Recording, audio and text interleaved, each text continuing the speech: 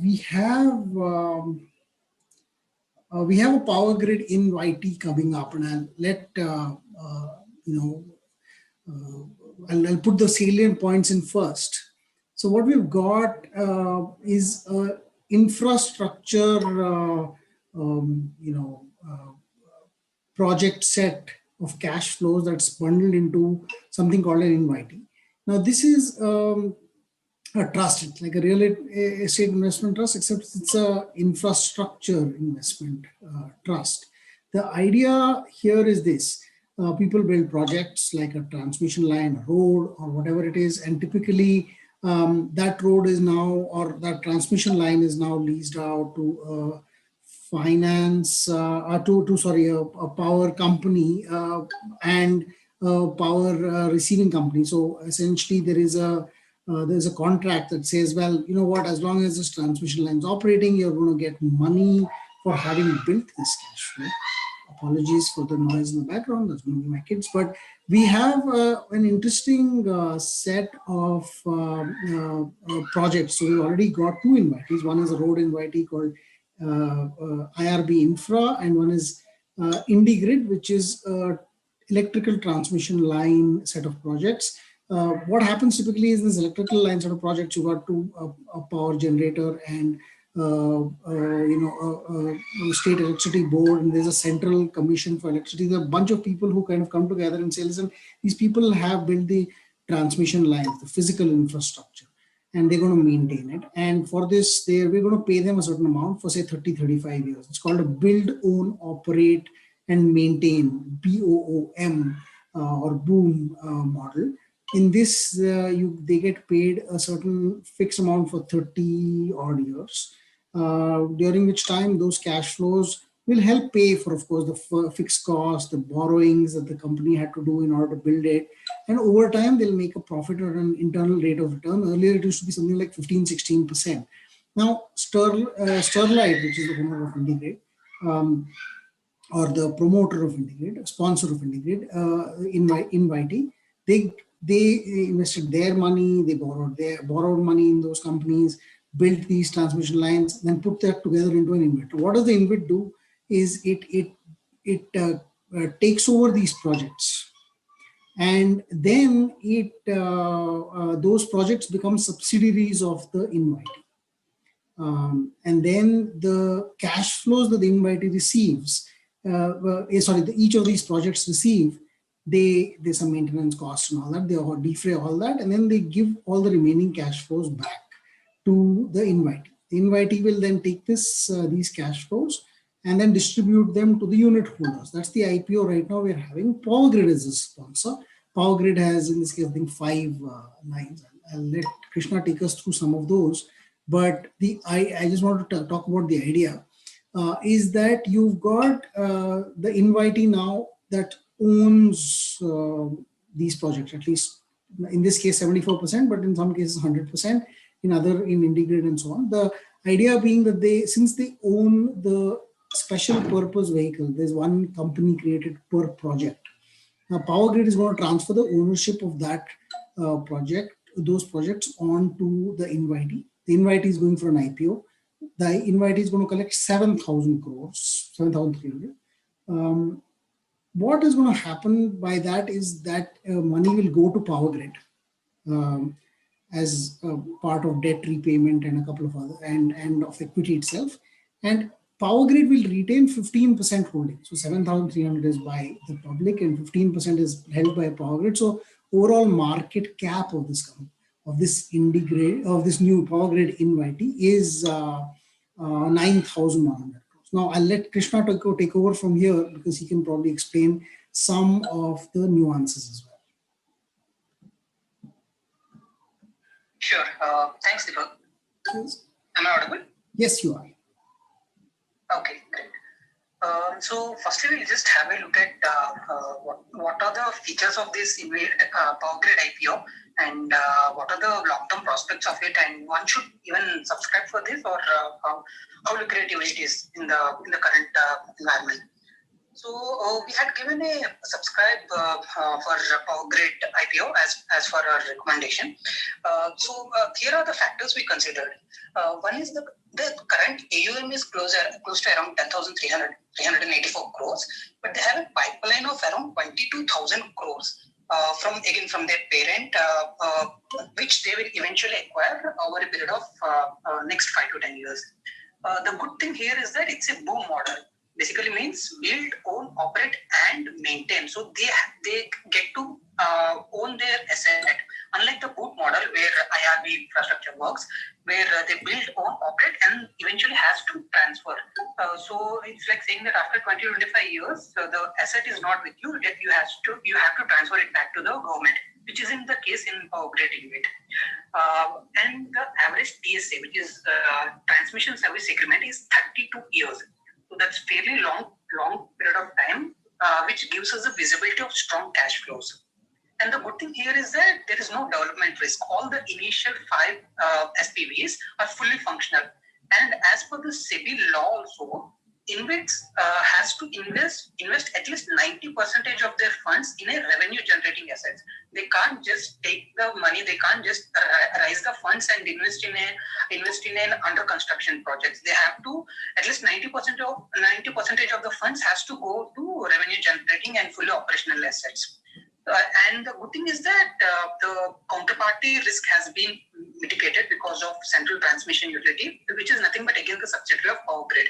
So in a way, there is nothing.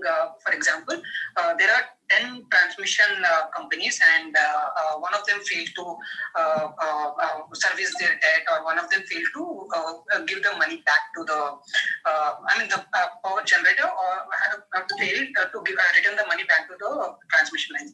So what happens is that particular percentage of the hit will be taken by the remaining 9 people. So single counterparty risk will be reduced drastically. And coming back to the Powergrid InvIT, it's a zero debt InvIT as of now, but it has to rise close to 1,500 to 2,000 crores in the next 3 years. Even considering post 3 years, rising 2,000 crores of debt, the leverage will be in the range of 0.4 to 0.5. And SEBI allows them to take a leverage up to 0.7%. So in a way, they have huge headroom to further acquire the assets, not just the 100% stake in the current SPVs, but eventually to acquire future assets as well. And the current yield for Powergrid InvIT is currently at 11.3%, which we will discuss, by the way.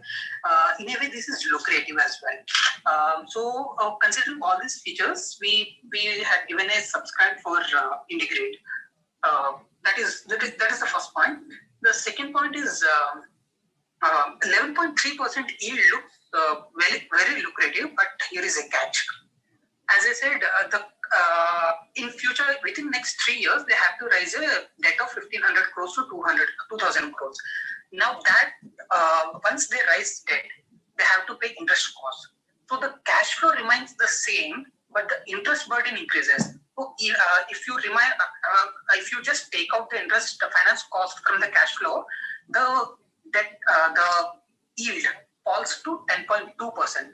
From the current 11.3%, it falls to 10.2%, which is actually, in a way, that is also lucrative given the current infrastructure, current low yielding thing we are in the markets. So these things, we would like to discuss about the principal amount. So InvITs are basically, these are a blend of both equity as well as debt. So it's not a pure equity or it's not a pure debt, it's blend of both. So you have, as per law, all the InvITs has to distribute 90% of their cash flow. That's by law. So this will give us a debt side of it. You have a cash flows in the next many years to come.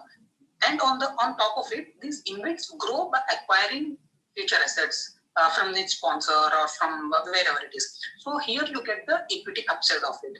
That is one thing, and we do have principal amount at risk. It's not a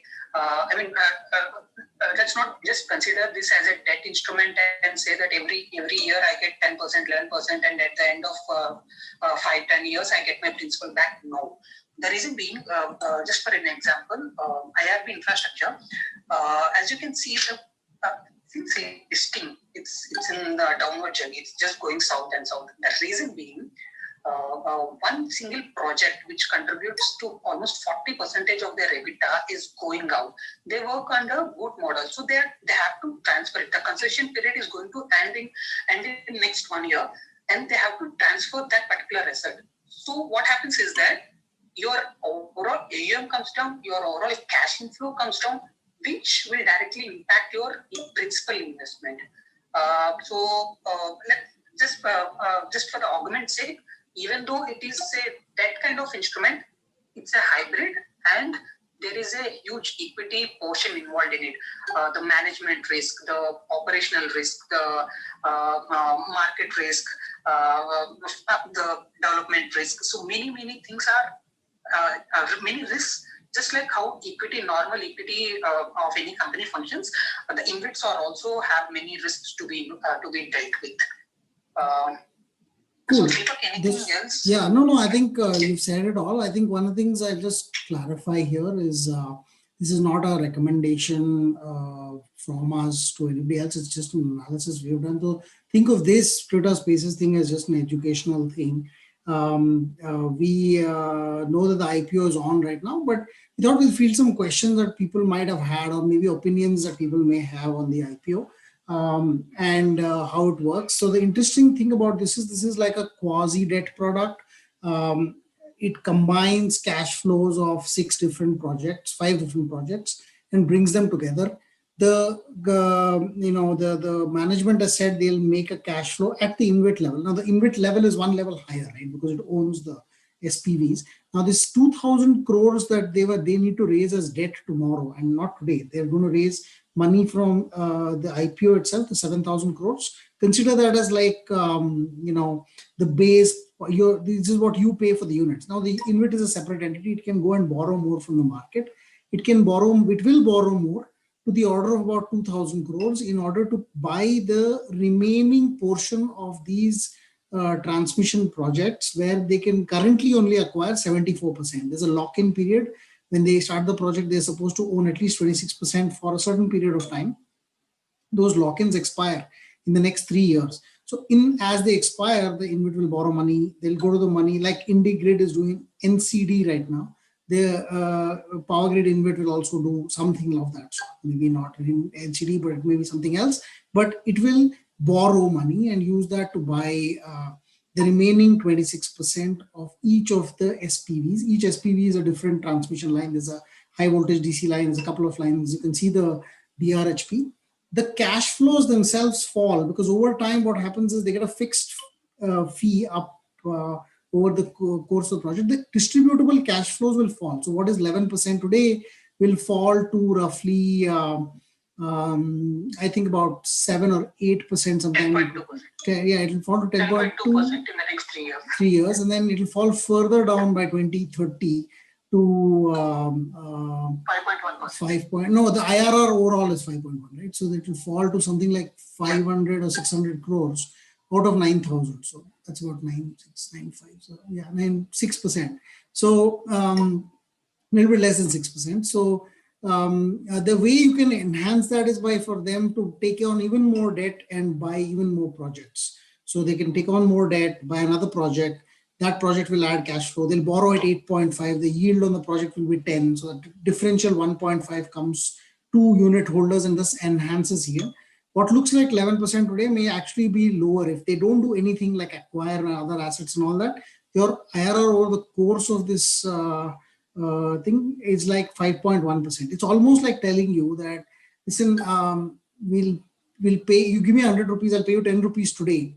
And so on, 10 rupees, 10 rupees, 5, 8 rupees, 9 rupees coming down. And after 40 years, I'll pay you back only 40 rupees. That's what's remaining in the project. I mean, I'm just giving you a counter example of that. It's saying the IRR currently, if you held it for 32 years, would be low. But we expect that Powergrid will change that equation by taking on debt and buying more projects and thus increasing this.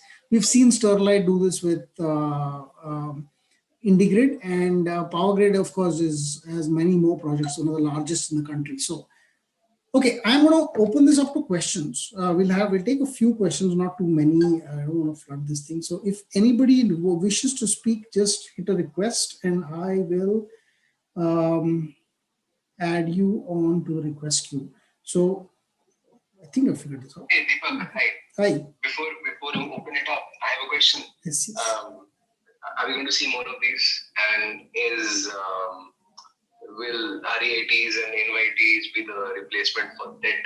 People have been hunting for yield all over the place, and it seems you can't find anything beyond 6 or 7% nowadays. As we found to our chagrin, right? So, but yes, I think this is quasi-debt. Okay, so there is no principal protection here. Your bet is that these transmission assets that are underlie the REIT are still valuable, continue to generate cash flows. There could be any level of disturbance in them. For one, you have a coupon and a principal. That's what defines a debt instrument. So you put a fixed deposit at 8%, you give them 100 rupees, that's your principal. The 8% is what you get every year. Here, neither the principal nor the coupon are guaranteed. So what is 11% today? Tomorrow there may be an earthquake, half the line falls down. They have to do a lot of capex to bring it back up. That capex reduces the cash flows. That year you may get only 2% because one of the lines took on so much capex that they needed to spend money. So that year you may make 2%. The next year it will come back up. You may get 10% back. In order to do that capex, they may have to have taken debt. If they have taken debt, then the architecture of that SPV will change. Maybe they'll go to the government and say, listen, it fell down, it was not our fault. We need to buy some insurance, or we need to get something, some kind of an extension from you. The government might listen, the cash flows will change, both the coupon and the principal. The principal, because now, okay, we think of fixed deposits as, give me 100 rupees. I mean, if I give my bank 100 rupees, he gives me 8 rupees per year. And then the end of some 4 or 5 years, he gives me back the 100. We always think of it that way. What if the bank said, give me 100, I won't give you anything back, but for 30 years, I'll give you 12 rupees a year. Now, this actually works out to an IRR of perhaps 8%. Okay, because if you think about it, like an LIC plan. Yeah, it's not like an LIC, it's an annuity plan, right? So if you say LIC's annuity plans like this today, if you give them 1 lakh rupees or 1 crore rupees, they'll give you 5 lakhs a month if you want the principal back. Otherwise, they'll give you 8 lakhs a month, 8 lakhs a year, sorry, not a month, but 8 lakhs a year if you don't want the principal back. They're taking the risk that, come 30 years, you'll die. If you live on to 70, they make a loss. So they're making that actuarial kind of bet. But everything in the fixed income world is just a series of cash flows, and you're paying for a series of cash flows. This is true also of the equity world in a way. There's something called a discounted cash flow model where you say, okay, I'll calculate this company can generate 100 crores a year growing at 5% for the next 10 years. After 10 years, it will be stable because this is great. And so I'll value it as 10 years of cash flow that I know. And after that, something called a terminal cash flow and so on. So you could do the same model in anything that has cash flows over time. So there may be cash flows in and cash flows out. In this case, you're only going to get money every year. There's another part of this that the money comes partly as interest paid, partly as dividends, and partly as principal repayment. Of these, principal repayments are not taxed. The other two are in your hands. So I'll leave it at that. Let's take questions. I think we're going to see a lot of more such instruments because they're quasi-debt. Okay, I got Mrinal. I just want to add one more point. Sure. So, Neet, your another question regarding are we going to see many of these? The answer is yes.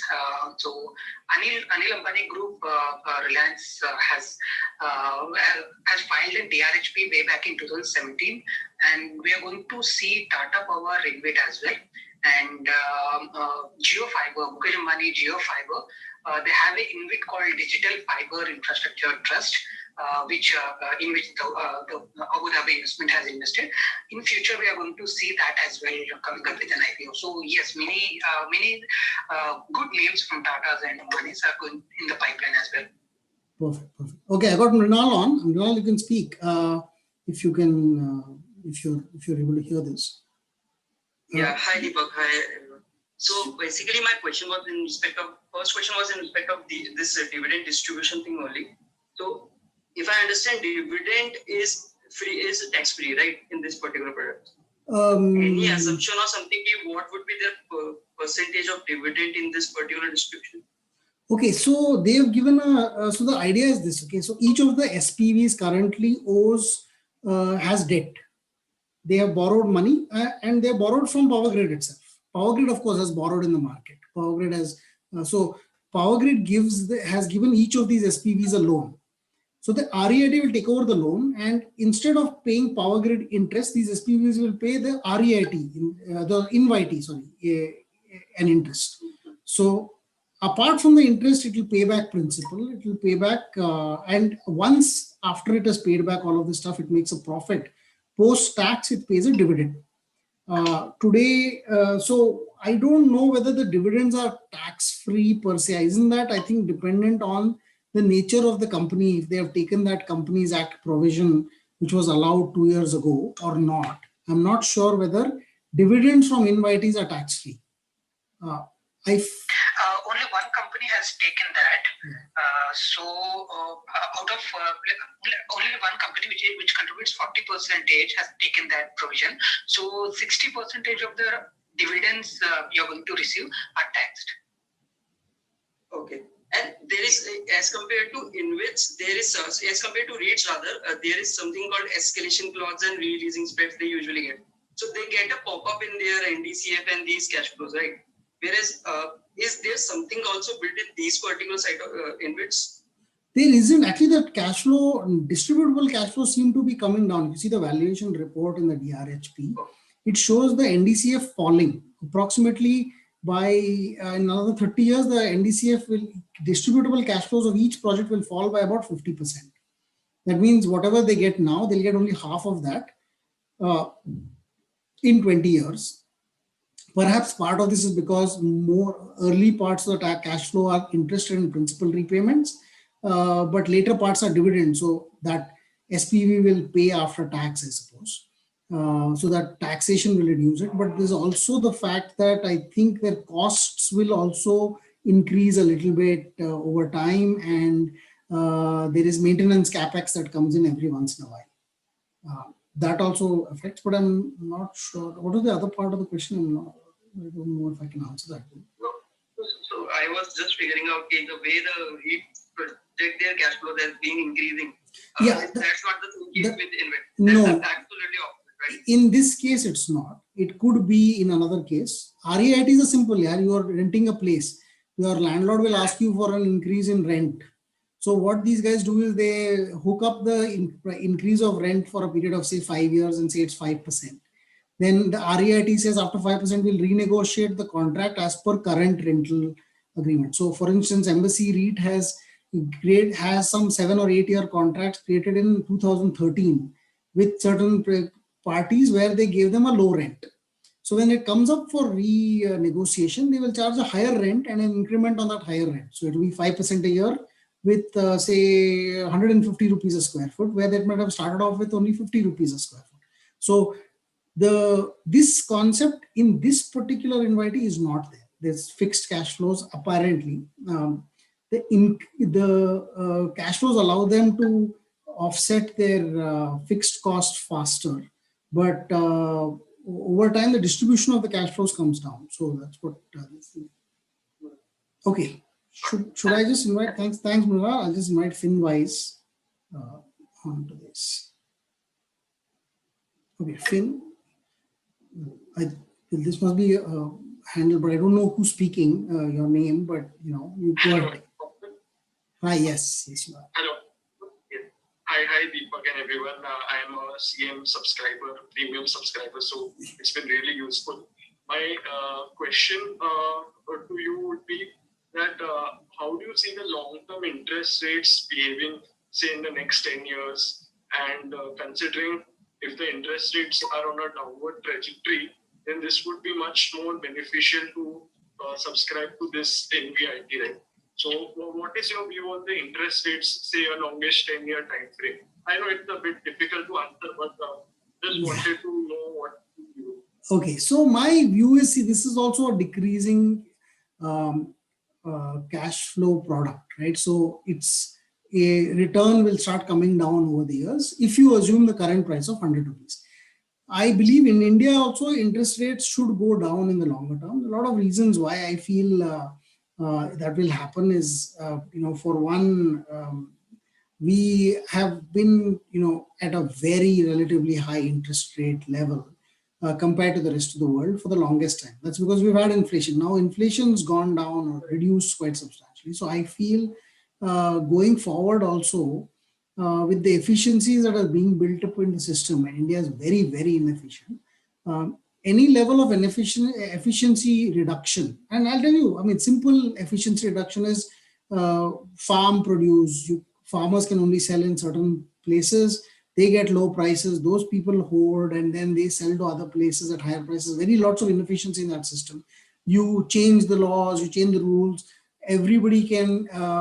The efficiency can increase by removing the number of middlemen between you and the producer of the product, and both the producer and the end user benefit. And when you do that, you reduce prices, and you can see this happening in everything from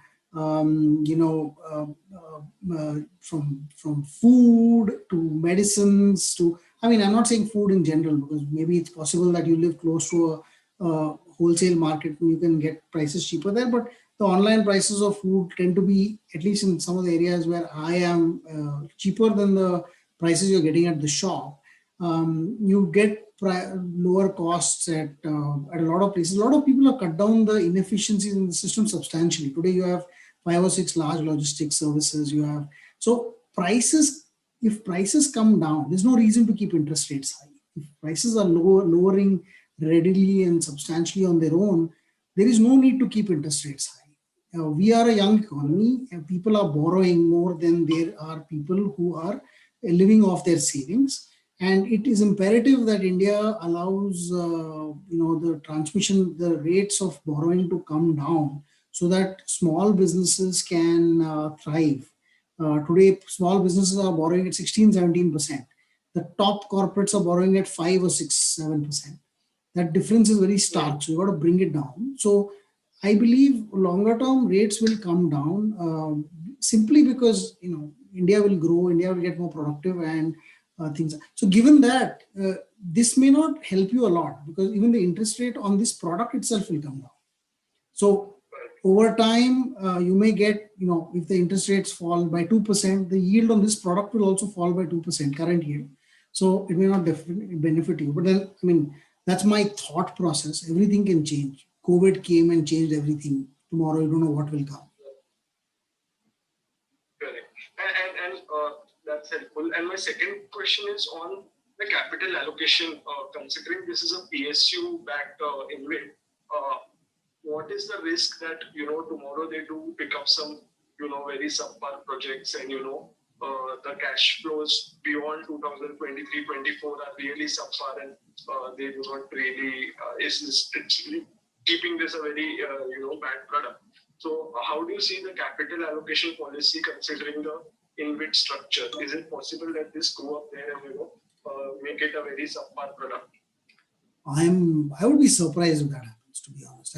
I mean, as much as I know Powergrid is a PSU, it operates fairly profitably on its own. It's one of the largest in its field. It's reasonably well recognized. It's not it's not a cheat in any fragment of the way. So I would actually ascribe, saying two things. One is, will they do it because they are so stupid that they will, they don't realize the implication of building this? I don't think that will happen. It's a PSU. They have a lot to answer. I mean, they'll have the CAG and everything behind. I don't know, CAG may not apply, but there are lots of things where the public sector is actually a little more careful about being perceived as either malicious or incompetent. So I don't think this will come in the way of doing that. The worst thing that they could do is leave these projects as they are, because they're afraid to buy further projects, fearing that people will say that you have put substandard assets in there. Because then the IRR will keep falling, and that means the price of the InvIT will keep falling, which is a bad thing. So that is the worry we should have, that they get too conservative, not that they get too aggressive. Okay. Thanks. Cool. Thanks. I'll just move to KK. One second. Okay. KK is Krishna. I think he had to step out. But okay. Suraj is here. Suraj, I'm going to add you as a speaker. And Suraj, you're on. Yes. Hi. Go on, Suraj, if you can hear us. Hey, hi, Krishna. That was Krishna. Suraj, go on. Yeah.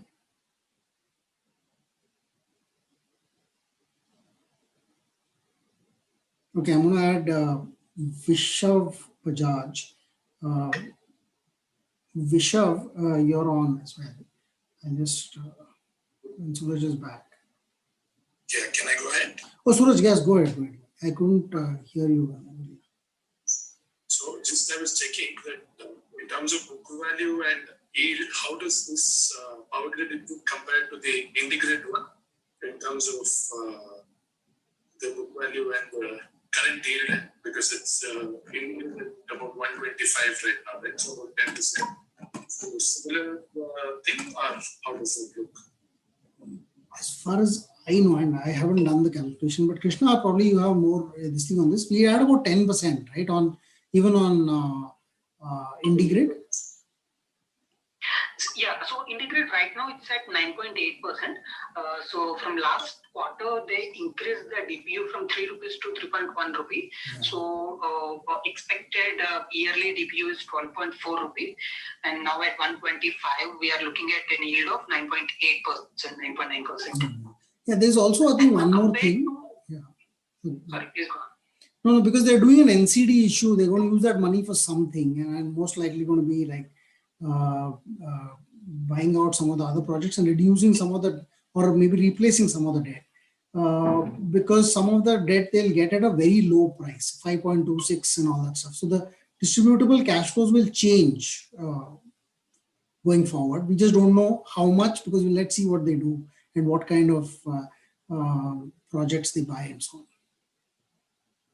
Yeah, and actually comparing IndiGrid vis-a-vis Powergrid, again, this is purely from a educational perspective and just sharing our views, no recommendation, nothing.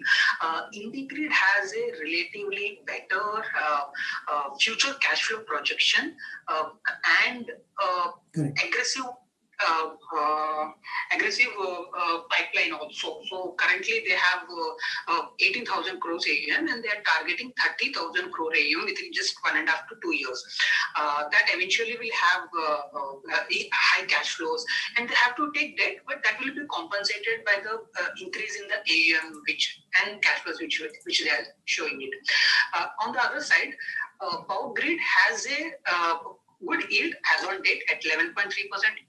After 3 years, still good at 10.2%, but from the 5th year, 6th year, 7th year, the yield is going to fall. So if you ask us to compare or rate all the 3 InvITs currently listed, we would go. I mean, we are more interested in IndiGrid than Powergrid, and we would like to actually not look at IRB for now. Got it. That is because of the road infrastructure and yeah. So not exactly.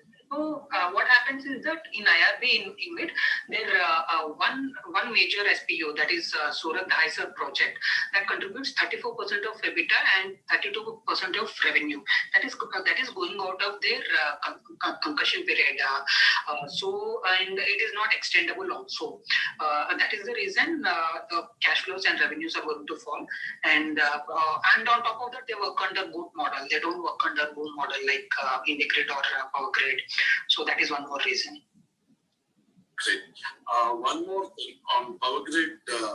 This thing in the initial years, we expect that the 11% payout that we are expecting, all of it will be through the interest mode. That means taxable. They've said 50% interest, 30% dividend. Sorry, 30% 30% principal repayment and 20%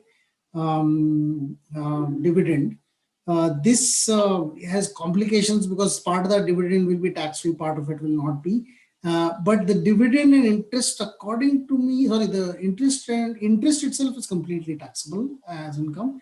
The principal repayment is not taxable at all. It's just a payback of your capital. And the dividend is partly taxable the way we've seen it. Of course, I'm not sure about this dividend thing, but also I think this is taxed as equity. If you sell it before 3 years, it's 15% capital gains, and if you sell it after 3 years, it's 10%. Is that correct? I'm not sure. Yes, Deepak, that's yeah. So yeah, the dividend, the distribution structure, while they're given as an indication, we won't really have a clue about how it kind of comes through until after they do their first payout. But this is what they've said in their presentation. Got it. Cool. I mean, right? Thanks. This will happen only after the next quarter, not in April to June. They've said first 6 months give us for the first payout. After that, it'll be per quarter. Yes. Great. Thank you. Thanks, Suraj. So I'm adding Shreyans. I'm going to take 2 more. I think it'll get too late, and RCB is playing a match, so I don't want to keep you from it. So or keep me from it also. But how about Shreyans? Can you hear us? Shreyans? Yeah, Deepak, I can hear you. Yes. Go ahead, please. Yeah, thanks for taking my question. Actually, my question is in continuation of what Mrunal asked. Is there no provision, like I read it somewhere, I think in one of your posts only, that the revenues are not linked to the amount of power transmitted? But Yes. Is it nowhere linked to the inflation or anything? Like even 10 years down the line, will it be the same per unit of power? Or There's no concept of power. It's not paid on throughput or generation. It's like if you don't use it, if the power plant shuts down, these guys still get paid. So they are not going to be dependent on the power, because that's a problem, right? Then you have a risk that you will have to worry about whether the power plant is okay or not. And the cash flows might increase when they take in more assets, right? Yeah, Unless they add more, distribute more units, and if they fund it purely by debt and purely by the cash flows that they generate, in that case, the cash flows or the distribution might increase going forward. Yeah, I mean, in absolute terms, it may increase anyways, because you see what IndiGrid did was it did a rights issue to increase the number of units, and it also did debt issues to increase the cash flow. Now, the point over here is simple. Powergrid's InvIT will be rated AAA. They'll be able to borrow at 5 to 6%. Each of these assets they can buy at a 10% yield. So if I have 100 rupees, or if I have 100 units and I'm making 100 rupees, I have 1 rupee per unit. If I borrow another 100 and at 6% and get 10% for the thing, so I make 10 rupees, I pay 6 rupees as interest, I make 4 rupees more. So what I was earlier making as maybe 8 rupees or 9 rupees, now I'm making 13 rupees for the same number of units. So I can lever it up, yes. But it's necessary that I be able to borrow and relatively longer term borrowing for less than the yield that I'm getting on the project itself. This may not apply because maximum you're borrowing for is like maybe 5-10 years. So who's to predict what the interest rates will be 10 years from now? What if they're 12%? So they'll have to refinance the debt at a higher rate than the interest they're making on the project. That's the risk. Okay. Yeah, no, but if I understood correctly from the discussion that happened, let's say our assumption is, or our expectation is that the interest rates in the longer term will go down. Yes. India has had very high interest rates in the past. But let's say there is unexpectedly the interest rates, they go up. Yes. By quite a few amount. I mean, let's say it goes to 10% like what it used to be. So in that case, there is no way the distributions are going up with respect to inflations. No, this particular 5 projects, I don't think there's an inflation-linked increase at all. Future projects, we don't know. They may have contracts based on, but I don't think the scenario is like that at all. They calculate the cash flows upfront. They say that, listen, you have to spend so much money. You're going to finance it and you're going to get it back in the first 3 or 4 years. So you block it out there. After that, your inflation only affects your costs, right? So the architecture of a power transmission line, they don't know that you're going to make it an InvIT and give to retail investors and all that. They will say you're making a transmission line, it's going to cost you say 2,000 crores. I will try and do such thing that I'll pay you such a way that in the first maybe 5 or 6 years, your principal on the loan that you've taken comes down. Subsequently, you'll get paid on the principal that you're putting into the project. And in over time, we believe that the costs are known, your financing costs are known. So I'll be able to give you an IRR of say 15 or 16 or 12 or 14% on the project. That's how the project operator thinks and finances his project. Now, if he puts his project into an InvIT, now the InvIT people are saying, no, you should link it with inflation. They're saying, no, we never thought of it in the first place. There's no inflation linked component because there's no inflation linked cost. So that's the reason why I don't think many of these projects will have inflation as a problem, as a reason, inbuilt. Okay, so in that case, if I have to draw a conclusion, if I have to compare REITs are better than InvITs. Yeah, REITs also have this problem of, they can be competing buildings, your buildings will deteriorate. What if your commercial thing just goes bust because people are not interested, or they build, companies don't occupy, even though you may have a bunch of spaces, then you have that risk. Yeah, like the current scenario is not yet gone deep. We are seeing in embassies REIT results that their cash flows have actually kind of moderated, not grown. And this can become a problem in the future, especially if newer and newer technologies come in and people say, no, I want buildings built in with this kind of technology. Otherwise, I'm not going to take my office space there. And the current set of buildings don't have that technology. They'll have to break them down and bring them again. That could be a risk. Now, these kind of risks are not there in transmission projects because somebody has given you a 30-year contract. Here, you may have maximum 5 to 7 years. So you have that risk beyond that. So you have to balance it out. One has an increasing cash flow, but increasing risk also. Another one has lower risk, but low fixed cash flows. Got it. Yeah, that's it. Cool. All right. Okay. Thank you. Thanks, Shams. We'll have one more. Vishav, I think I asked you last time, but I don't know if you were able to hear. I have only Nikhil other than that who's requested, so maybe I can do him as well. Vishav, if you can hear us. Nikhil, I'm going to make you a speaker, but let Vishav speak if he's able to hear us.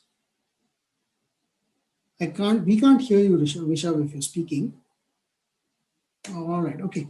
Nikhil, if you'd like to take the stand. I don't know if you're able to hear us.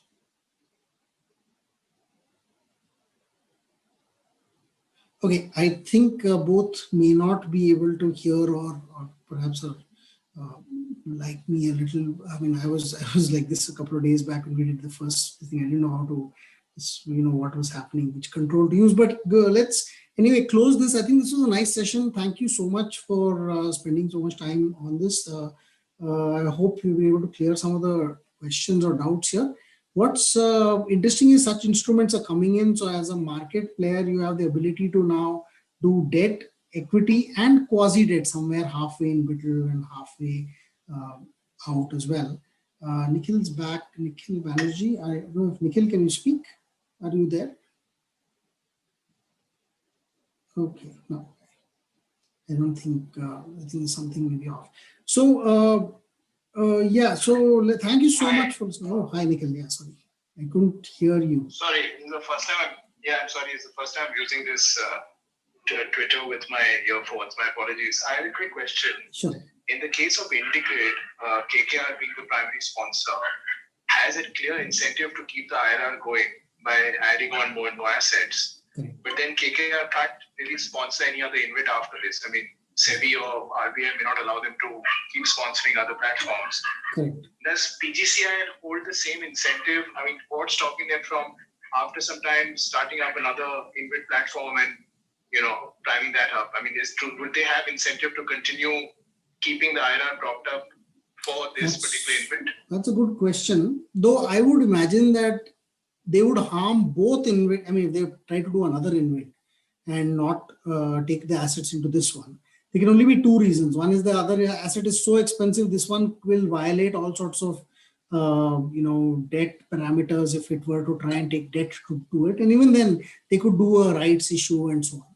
But considering that, let's say they do it, people will dump this InvIT in the market. And PGCR owns 15%, it will be a bad consequence for it. I don't even know if it's legally possible, but let's assume that they do. I think they will harm both this InvIT and the next one also, because people will say, what's to stop them from doing the third one again? So I don't know if they do that. Plus, some of the biggest projects that are in this, in this space are run by Powergrid. So as and when those projects come in, there's a pipeline, I think 22,000 crores that they have, that they could possibly move on to this InvIT. Plus they've stated it as an intention, that's what they're going to do, because they also understand the IRR is going to drop. If they don't do it, what will happen is the price will come down from 100 to 50. Then you can buy it at 50 and still get your 10%, but nobody's giving you 100 for it anymore. So that's the thing. But I think, overall, I don't see them harming this InvIT by creating another one, unless there's some crazy circumstance where they can't do it, too expensive or owned by some other party who cannot be a party in this InvIT. I don't know. I mean, I'm just thinking, but I would find it very surprising if they did. So, there's a corollary question to that. Can I ask that? Sure. I agree with you. That was what I was trying to. My corollary question is then, technically, then Powergrid has the longest pipeline of available assets to pick up compared to, say, private entities who would have a closed group from which they can pick up assets. So technically, if Powergrid sticks to this single InvIT and don't start another one, then the IRR can keep getting propped up because they will have a pipeline of that many more projects.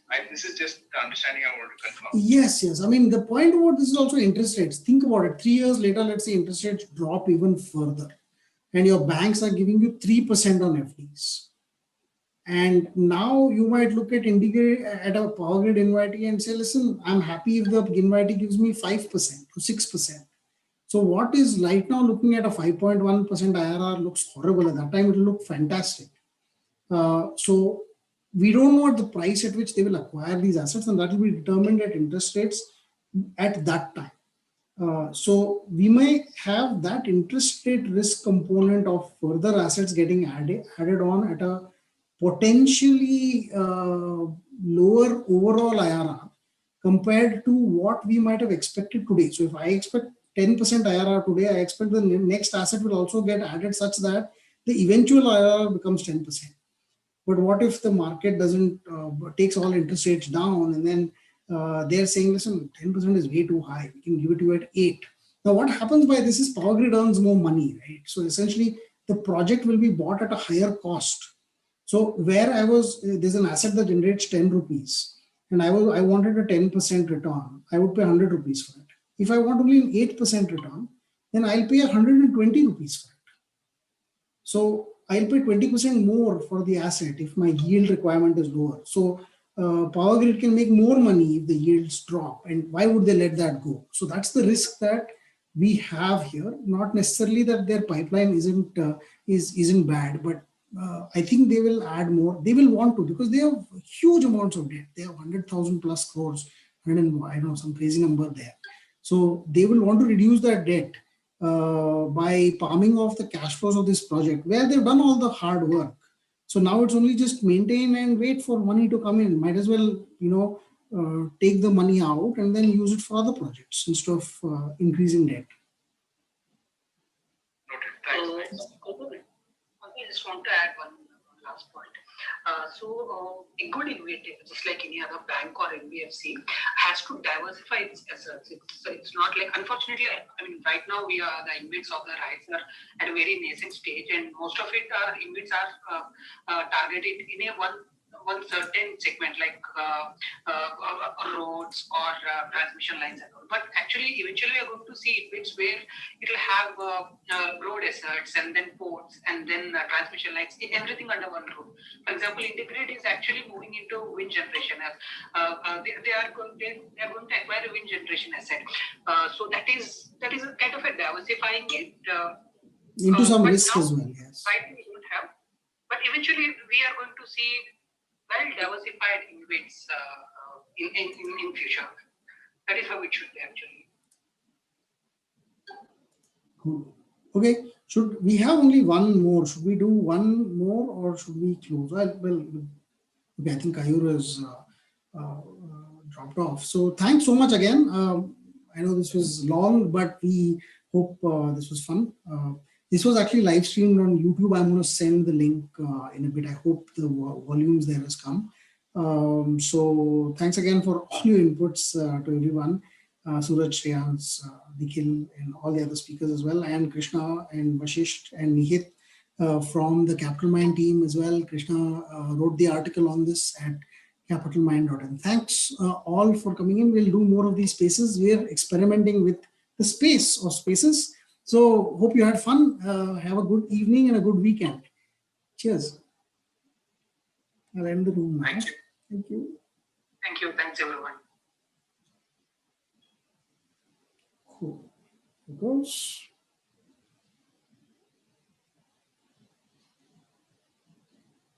And that's from us at Capital Mind. Thanks so much. I didn't take you through this because I wasn't sure how the controls were working. This is the article. There's a bunch of things in here about how the cash flows work. There's about 11% current yield and so on. So we don't want to talk about how well or how badly this InvIT will do or whether the IPO is great, but thanks so much for listening. And again, remember, none of this is advice. This was just an educative spaces conversation. Thanks for listening.